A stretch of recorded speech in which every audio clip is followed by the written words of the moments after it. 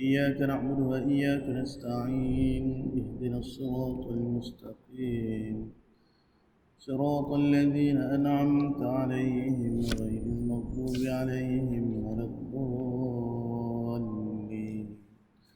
آمين يا رب العالمين.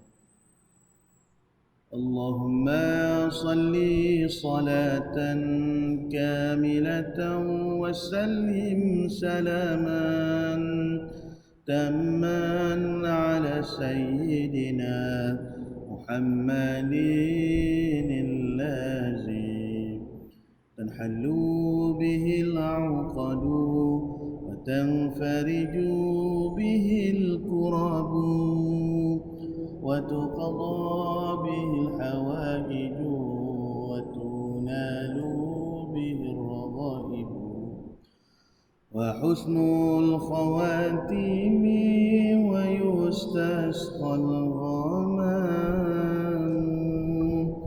بوجهه الكريم وعلى آله وصحبه في كل لمحة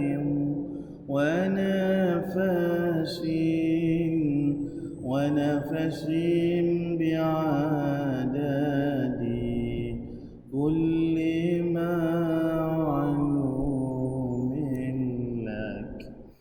الحمد لله رب العالمين، والصلاة والسلام على أشرف الأنبياء والمرسلين وعلى آله وصحبه أجمعين. سبحانك لا علم لنا إلا ما علمتنا إنك أنت العليم الحكيم، ولا حول ولا قوة إلا بالله العلي العظيم.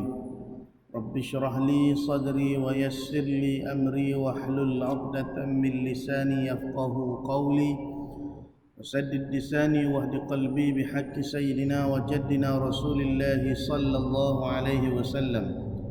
يا أيها الذين آمنوا اصبروا وصابروا ورابطوا واتقوا الله لعلكم تفلحون. اللهم أرنا الحق حقا وارزقنا اتباعه. Ya Allah, ya Tuhan kami, tunjukkanlah kepada kami yang benar itu sebenar-benarnya, dan jadikanlah kami di kalangan orang yang mengikuti akan kebenaran. Wa arinal batila batilan warzuqna ijtinabah. Ya Allah, tunjukkanlah kepada kami yang batil, yang sesat itu sebenar-benarnya sesat, dan jauhkanlah kami daripada mengikuti akan kebatilan dan kesesatan. Rabbana aftah bainana wa baina qaumina bil haqqi wa anta khairul fatihin. Ilahi anta maqsudi wa ridhaka maqlubi, a'tini mahabbataka wa ma'rifataka ya Allah. Nawaitul i'tikaf fi hadzal masjid sunnatan lillahi ta'ala. Nawaitu at-ta'alluma wat-ta'lima wat-tazakkura wat-tazkira wan-naf'a wal-intifa' wal-ifadata wal-istifadah والحث على التمسك بكتاب الله وسنة رسول الله والدعاء إلى الهدى والدلالة على الخير ابتغاء وجه الله ومرضاته وثوابه وقربه سبحانه وتعالى. Para hadirin sidang jemaah ayahanda yang dikasihi lagi diberkati oleh Allah Ta'ala sekalian. Alhamdulillah, syukur kepada Allah Ta'ala kerana kita masih lagi diberikan peluang dan kesempatan pada malam ini bagi meneruskan pengajian kitab kita. Qala al-muallif rahimahullahu ta'ala wa nafa'ana bi'ulumihi fi darain amin ya rabbal alamin. Jadi kita sambung perbahasa yang kita bincangkan pada minggu lepas, iaitulah berkenaan dengan di antara adab-adab ketika mana kita hendak menziarahi perkuburan. Jadi kubur ni adalah di antara dua benda lah. Kubur bagi orang yang beriman itu adalah dua keadaan. Yang pertama, kubur itu juga dipanggil sebagai Riyadul Jannah, taman syurga. min riyadil jinan, di di antara taman-taman syurganya Allah yang Allah Ta'ala jadikan di dunia ini bagi mereka yang mati dalam keadaan beriman, mati dalam keadaan yang molek, jenazah yang baik, maka diluaskan bagi dia tu seluas-luasnya di dalam kuburnya. Tetapi kena ingat, kubur juga katanya Nabi sallallahu alaihi wasallam di antara hufratun min hufurin niran, lubang daripada lubang-lubang neraka. Jadi sebelum daripada seseorang yang kufur kepada Allah, yang deraka kepada Tuhan, disiksa dengan siksaan yang sebenar di akhirat kelak dalam neraka, maka dia telah pun menerima siksaan awal ketika mana dia berada di alam barzakh ataupun alam kubur. Jadi di situ adanya azab kubur, adanya malaikat munkar nakir yang akan menyeksa orang-orang yang deraka ni setiap masa, setiap hari, setiap malam. Jadi oleh sebab itulah sebesar-besar pengajaran bagi orang yang beriman itu adalah dia mengambil i'tibar di atas sesuatu kematian. Bahkan Nabi SAW juga menyuruh kepada kita ni supaya menziarahi kubur, kerana dengan menziarahi kubur itu akan melembutkan hati kita, akan mengingatkan kita tentang akhirat, dan akan menyebabkan hati kita ni menangis, dan akan menyebabkan kita ni bersegera melakukan ketaatan. Baik, jadi di antara adab-adab seperti mana yang kita bincang pada pertemuan yang lalu, pertama perlu kepada niat yang ikhlas. Gi itu kerana Allah, gi sebab nak ingat kepada akhirat, gi nak ambil pengajaran, gi itu untuk menambah gemar hati kita kepada akhirat dan gerun hati kita kepada segala sesuatu. Yang kedua, kita pergi ziarah dengan keadaan pakaian yang sopan, pakaian yang bersih, pakaian yang menutup aurat, bukan pakaian yang mendedahkan aurat, pakaian yang menjolok mata, khususnya bagi orang puan lah. Kerana itu juga dipanggil sebagai bentuk penghormatan kepada si mati, orang yang telah meninggal. Yang ketiga, kita pergilah ziarah dalam keadaan yang bersih. Tadi pakaian yang sopan, ni diri kita tu sendiri dalam keadaan yang bersih, bersih daripada hadas besar, bersih daripada hadas kecil. Sebaiknya berwuduklah, ataupun kita kata bersih daripada segala najis-najis pakaian kita tu. Kalau tak mampu juga tak ada masalah, itu hanyalah dipanggil sebagai adab sahaja. Kemudian bila kita lalu sesuatu perkuburan tu, hendaklah kita memberi salam. Kita lalu, kita pergi, kita telitah dan sebagainya. Jadi kita beri salam lah, kerana ahli kubur itu dia mendengar salam kita dan dia menjawab setiap salam daripada orang yang memberikan salam kepada mereka. Jadi ada beberapa sirah, lafaz kita boleh beri salam kepada penghuni kubur, seperti mana yang biasa kita dengar, Assalamualaikum ya ahli diyar al-muslimin. Kemudian apa lagi? Wa yarhamullahu al-mustaqdimin minkum wa minna mustakhirin wa inna insyaallahu bikum lahikun. Ataupun assalamualaikum ya dar qaumin mu'minin wa atakum ma tu'adun ghadan muajjalun wa inna insyaallahu bikum lahikun. Ataupun assalamualaikum ya ahlal qubur yaghfirallahu lana wa lakum antum salafuna wa nahnu bil athari. Dan sekurang-kurangnya kita katalah Assalamualaikum ya ahlal kubur. Waktu hak paling ringkas, ada paling pendek lah. Nah, kemudian lagi adabnya kita kena menghormati perkuburan. Lagu mana menghormati perkuburan? Kena jagalah sikap kita tu, hindari perbuatan yang kuat dan bising ataupun melakukan hal-hal yang tidak baik di sekitar perkuburan, ataupun kita kata tak boleh nak lakoh jenazah tak boleh lakuh kubur lah. Jadi hukum lakuh kubur tu adalah haram. Kerana apa? Kerana walaupun anak Adam itu sudah mati, jasadnya saja dah tinggal, ruhnya tak ada, tetapi jasad dia tu masih lagi dimuliakan oleh Allah. Seperti mana Allah Ta'ala sebut dalam ayat Quran, walaqad karramna bani Adam. Sesungguhnya Allah Ta'ala telah memuliakan Bani Adam, anak cucu cicit Nabi Adam. Apa makna Allah Ta'ala memuliakan anak cucu cicit Nabi Adam ni? Walaupun dia dah mati, tapi jasad dia tu tetap wajib dihormati. Tak boleh nak lok, tak boleh nak orang panggil ke apa, nak biar tanpa ditanah dan sebagainya. Cuma ada di, tak silap ambanya di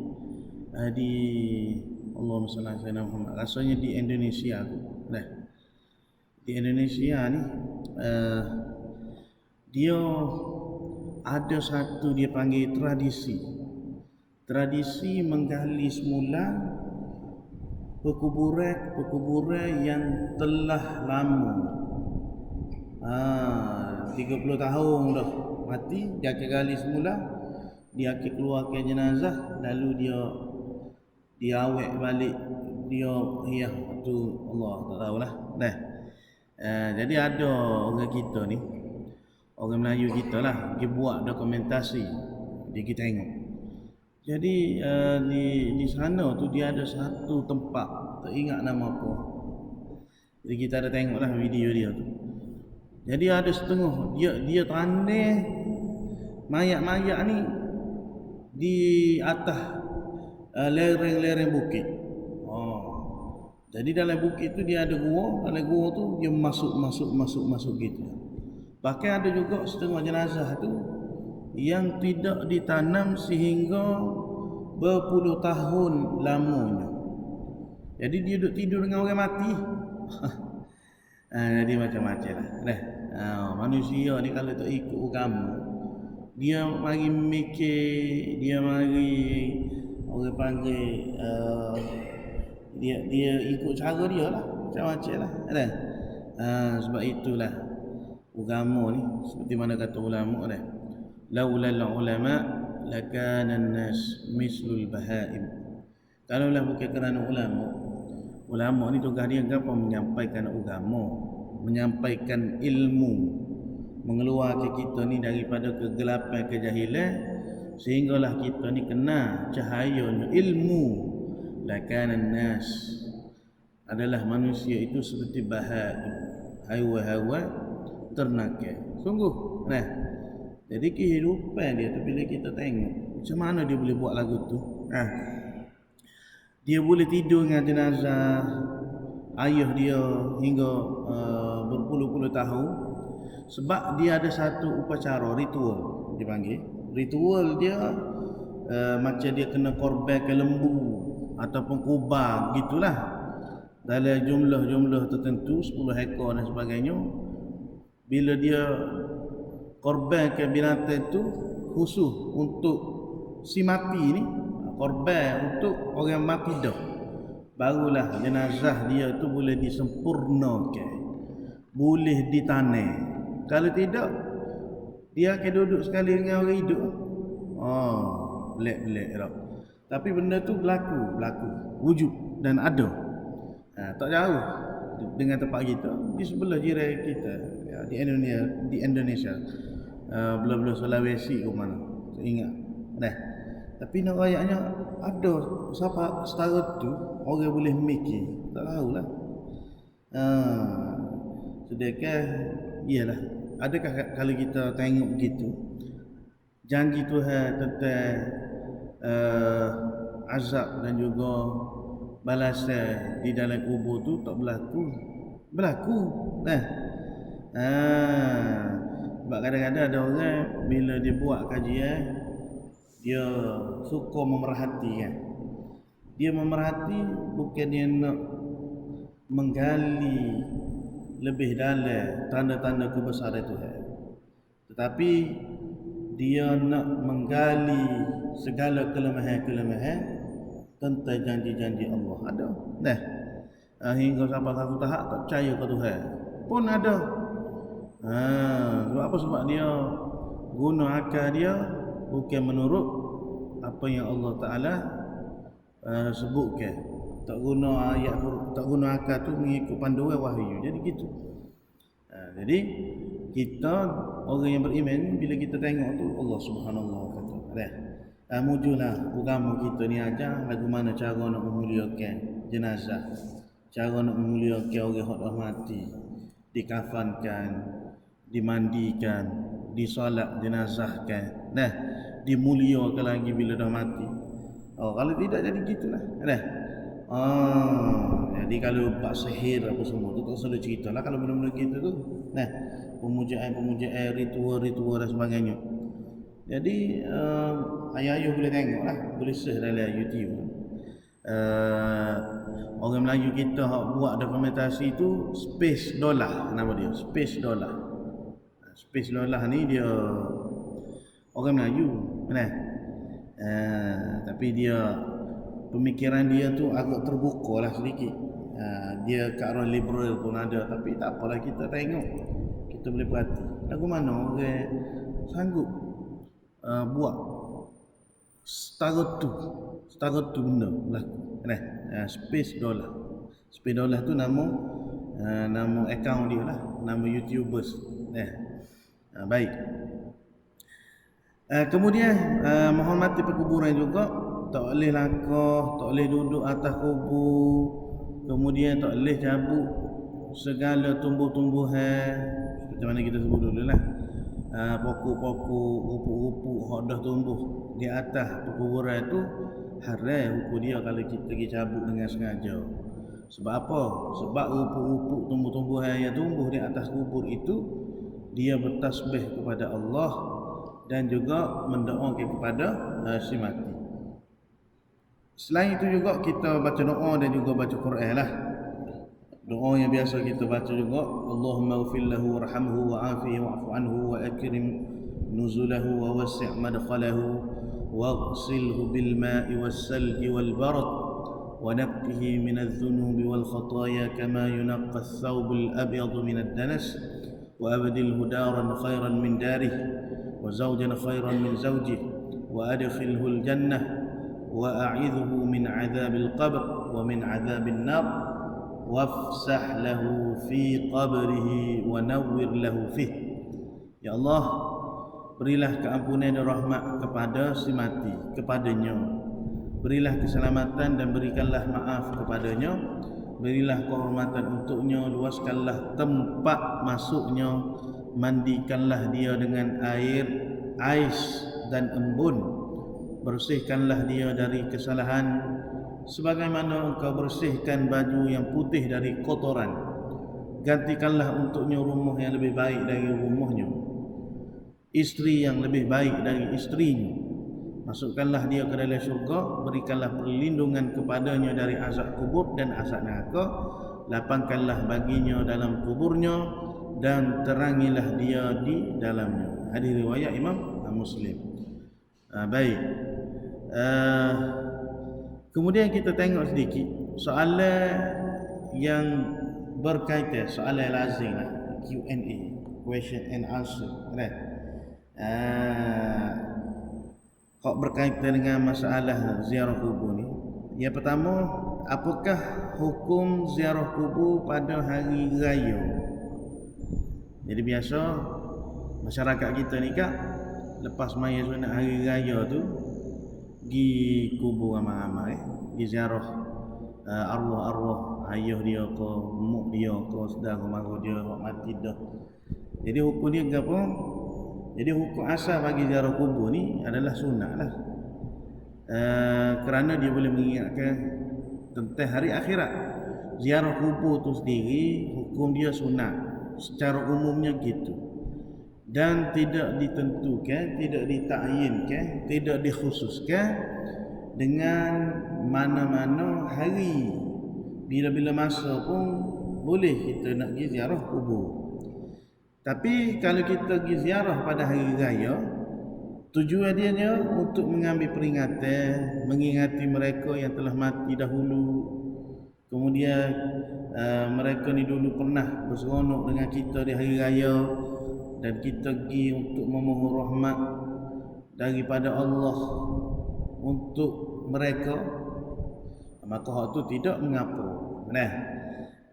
Dan kebetulan pula kita kata masa tu dah peluang yang ada, hak boleh anak-anak, cucu-cucu ni, sanak saudara ni kelik kampung untuk pergi ziarah kubur orang tua dia.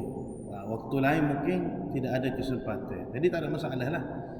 Tapi kalau di pagi raya tu kita pergi ziarah kubur dengan tujuan memperbaharui kesedihan, pergi pakak duk menangis, pakak duk meratap, pakak nak terima takziah di atas kubur, bahkan menyediakan tempat yang khusus untuk menerima takziah, maka itu dilarang. Itu tak boleh. Sebab hari raya ni hari untuk kita bergembira, meraihkan kemenangan setelah mana kita berjaya berpuasa selama sebulan. Jadi bukan hari kita nak bersedih. Jadi kalau orang bersedih pada hari raya, tu dia panggil tak sesuai dengan tujuan hari raya itu disambut. Cuma ada saranan daripada ulama, dia kata kalau begitu ziarahlah sebelum pagi raya. Ziarahlah boleh puasa, tak ada masalah, boleh pergi ziarah. Tidak khusus pada 1 Syawal. Tapi kalau nak ziarah juga hari tu je, hari yang ada kelapangan ataupun pergi tu semata-mata sebab memang nak doakan pada ahli keluarga kita hak mati dah, dan kita pun tidak mentakyinkan mesti ziarah kubur mak ayah kita ni pada 1 Syawal, maka ahlan wa sahlan, dipersilakan. Tidak ada larangan dan sebagainya. Kemudian adakah terdapat hari-hari yang terbaik untuk kita ni ziarah kubur? Ini ada disebutkan oleh ulama kita lah. Secara umumnya dia tidak ada dalil yang kuat mengatakan waktu ataupun hari-hari tertentu untuk kita pergi ziarah kubur. Bila-bila masa pun boleh. Sehari boleh, malam boleh, malam kau molek. Sebab apa? Semakin dekat kita dengan akhirat, jiwa kita pun lebih tenang. Tapi jarang orang lah nak pergi ziarah malam tu, Piramli je lah buat ceritanya, ujian duduk mengatik di tepi kubur. Baik, jadi pendalilan ulama, satu hadis yang dhaif, ada hadis yang dhaif, iaitulah hadis yang diriwayatkan oleh Abu Hurairah radhiyallahu anhu. Ini disebutkan oleh Al-Imam At-Tabrani dalam Saghirul Awsat. Jadi sesiapa yang daripada Abu Hurairah, kata Nabi sallallahu alaihi wasallam, sesiapa yang menziarahi kubur kedua-dua ibu bapanya atau salah seorang daripada kedua-duanya pada setiap hari Jumaat, nescaya ia akan diampuni dan ditulis sebagai seorang anak yang berbakti. Ada hadis, tapi hadis yang dhaif.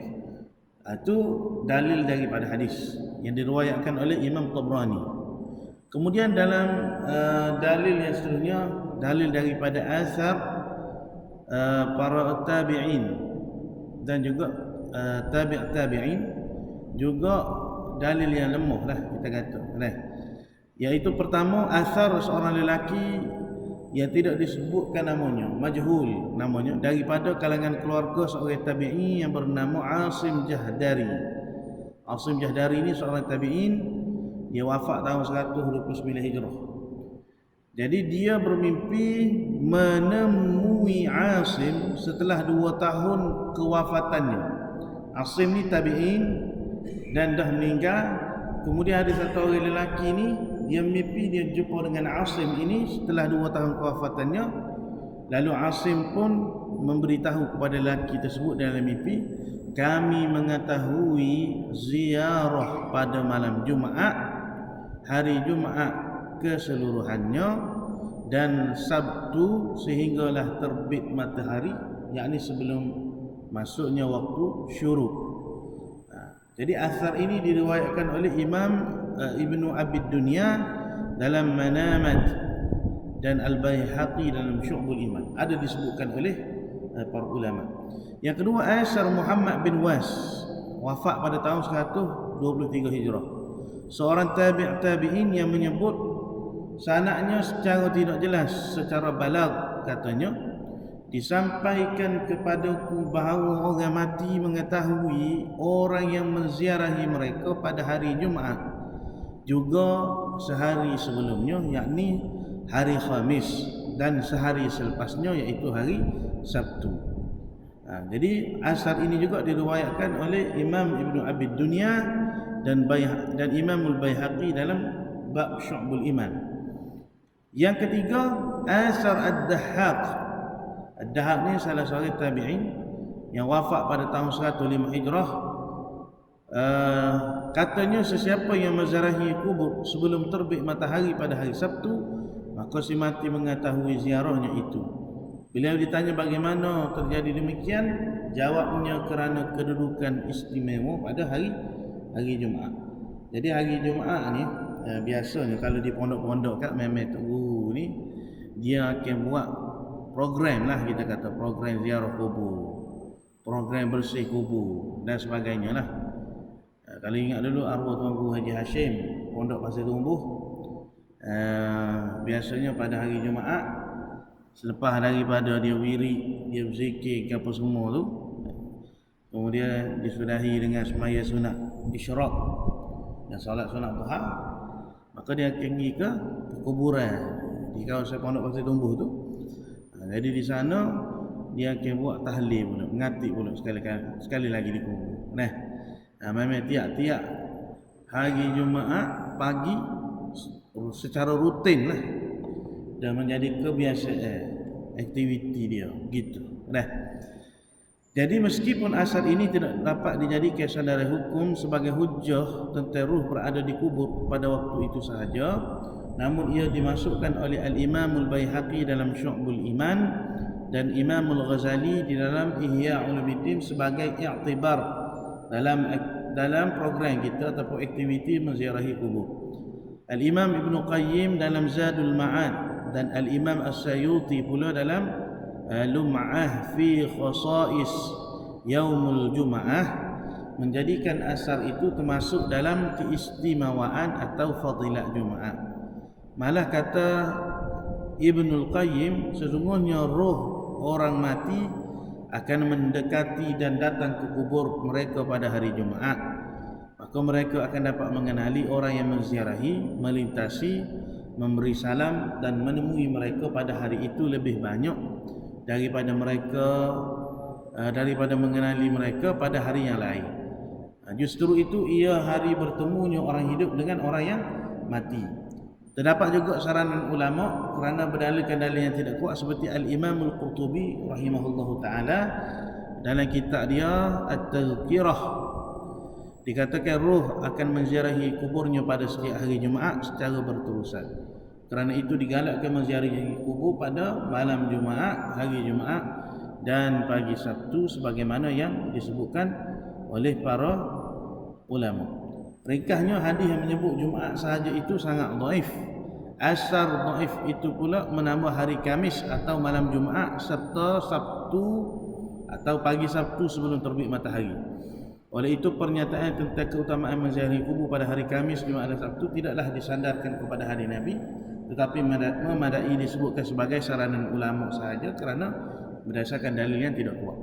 Jadi kalau ada orang nak pergi ziarah dan dia tanya hari apa yang terbaik untuk dia nak pergi ziarah kubur, bolehlah kita kata hari Khamis malam Jumaat boleh, hari Jumaat pagi sepanjang hari Jumaat malam Sabtu dan pagi Sabtu sebelum terbitnya matahari, masuknya waktu syuruk. Sebab itu adalah galakan, sandaran dia, anjuran oleh para ulama, gitu sajalah.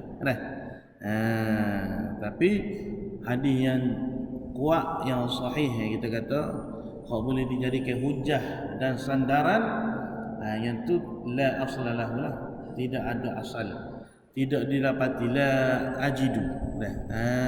Kata ulama, aku tak dapati satu hadis yang jelas daripada Rasulullah sallallahu alaihi wasallam yang mengkhususkan hari Jumaat, Sabtu ataupun Khamis tadi itu sebagai hari yang paling utama untuk kita menziarahi kubur. Secara umumnya tidak ada hari yang khusus, tetapi ada orang panggil galakan, saranan, sandaran daripada para ulama itu untuk kita ziarah pada hari tersebut. Baik. Kemudian apabila kita menziarahi kubur ni, adakah si mati itu dia mengetahui orang yang mari ziarah dia tu? Jadi kata Al-Imam Ibnu Qayyim rahimahullahu taala, sesungguhnya segala hadis dan perkataan sahabat menunjukkan atas bahawasanya orang yang ziarah apabila datang ke kubur, nescaya sekalian penghuni kubur akan tahu dengan kedatangannya dan mendengar akan salamnya dan menjawab salamnya dan merasa gembira, terhibur hati mereka dengan kedatangan orang yang hidup ini. Bahkan penghuni kubur itu dia tahu, dia kenal siapa hok ziarah dia jika dia pernah kenali seseorang itu ketika mana dia hidup dulu di dunia.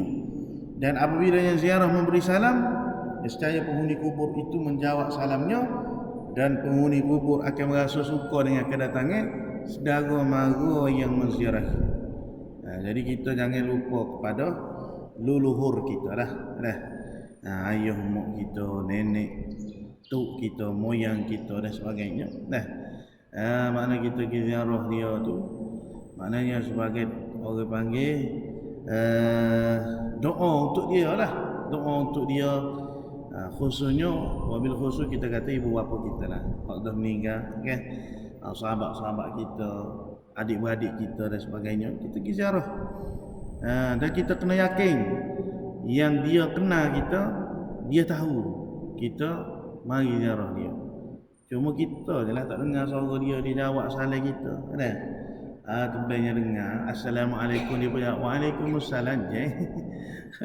Lagi seribu langkah kita lagi mana boleh kan. Tapi kalau benda tu nak berlaku boleh ke tak, harus sahaja pada akal. Kalau Allah Ta'ala nak bagi, Allah Ta'ala nak bagi kasyaf pada seseorang kan. Sebagaimana kita kata Allah Ta'ala telah buka pendengaran Rasulullah sallallahu alaihi wasallam ketika melintasi dua perkuburan. Baik. Kemudian tujuan kita pergi ziarah kubur ni, kata Al-Imam Al-Hafiz Taqiyuddin As-Subki, ada 4 benda. Tujuan kita pergi ziarah kubur ni ada 4. Pertama, kita nak mengambil peringatan tentang kematian. Yang kedua, kita nak doa kepada ahli kubur. Yang ketiga, kita nak mengambil keberkatan sekiranya kita pergi ziarah maqam Nabi sallallahu alaihi wasallam, maqam para sahabat, maqam imam-imam. Ziarah Baqi' itu ada maqam Imam Malik, ada ahlul bait Nabi sallallahu alaihi wasallam, bahkan sahabat-sahabat Nabi ramai. Jadi bila kita pergi ziarah tu bukan setakat kita mendoakan mereka, bahkan kita mohon kepada Allah supaya keberkatan yang pernah mengalir dalam diri mereka itu turut mengalir ke dalam diri kita. Dan yang keempat, kita nak tunaikan hak ahli kubur. Lagu mana tunaikan hak ahli kubur?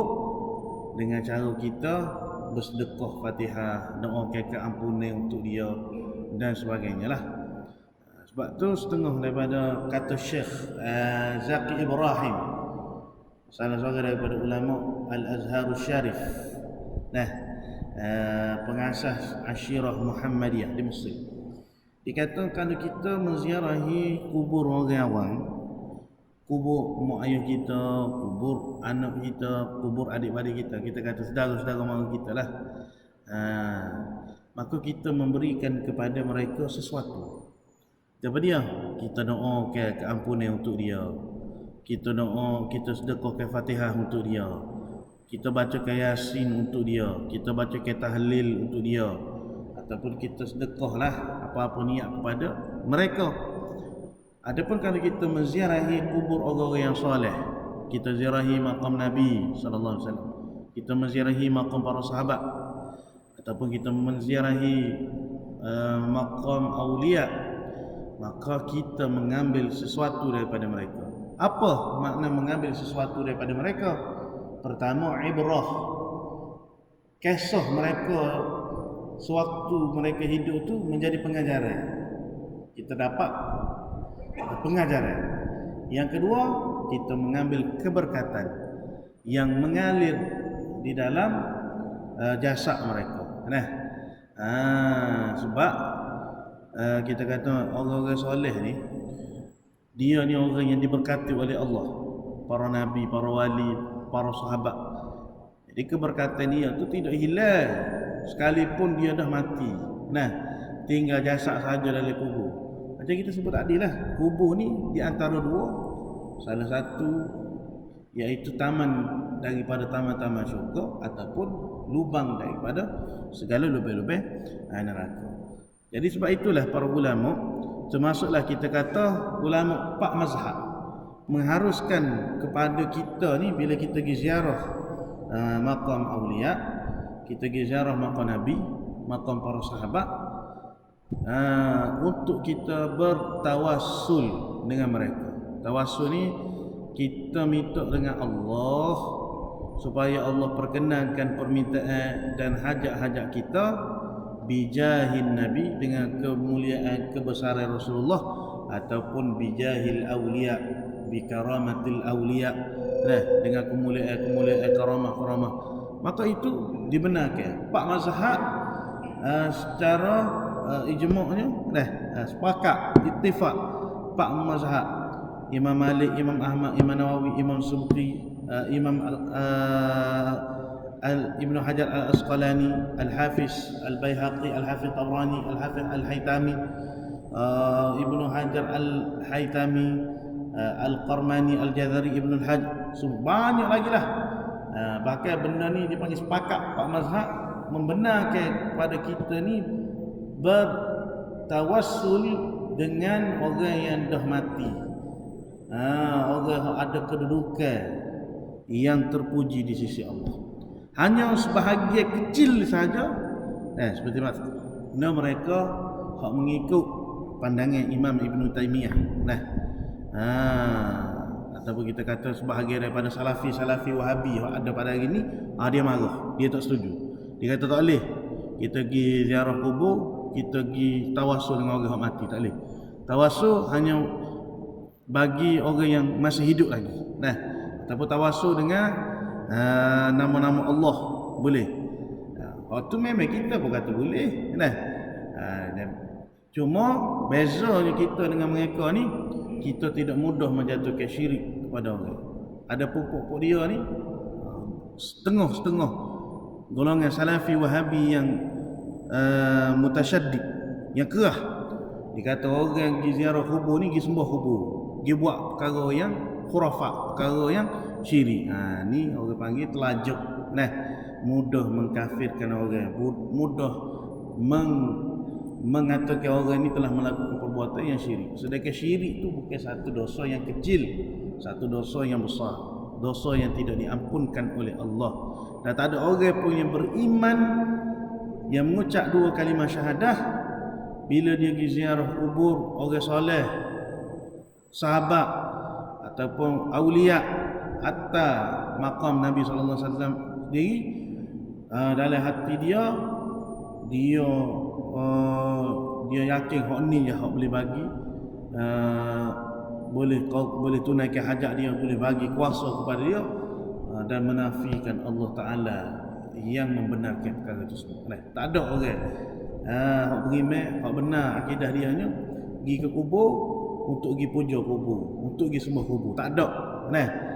Melainkan itu hanyalah andaian dan juga dakwaan daripada golongan-golongan salafiyah wahabiyah untuk menuduh orang ni menziarahi kubur. Bahkan setengah daripada fatwa salafi wahabi yang kerah, kata dia siapa-siapa yang menziarahi, siapa-siapa yang bermusafir, macam kita musafir nak pergi ke Madinah, tujuan musafir kita nak pergi ziarah makam Rasulullah, kata ulama salafiyah wahabiyah ni, tak silap namanya Abdul Aziz bin Baz ataupun Saleh Utsaimin, dua orang tu, dia kata safar orang tu dikira sebagai safar yang maksiat, mana tak ada jamak, tak ada qasar, tidak diberikan rukhsah. Sebab apa? Sebab musafir dia tujuan nak pergi ziarah makam Nabi. Siapa tahu tu? Siapa tahu tu? Jadi jangan kita duduk ikut orang lah. Jangan pakai pandangan dan juga fatwa-fatwa mereka yang mudah untuk mengkafirkan orang dan mensyirikkan orang. Baik. Kemudian itulah sedikit sebanyak, cuma ada satu dua lagi permasalahan, insya-Allah kita akan sambung pada pertemuan akan datang. Yu'til hikmata man yasha wa ma yu'tal hikmata faqad utiya khairan katsira wa ma yazakkaru illa ulul albab. Bismillahirrahmanirrahim. Alhamdulillahirabbil alamin. Wassalatu wassalamu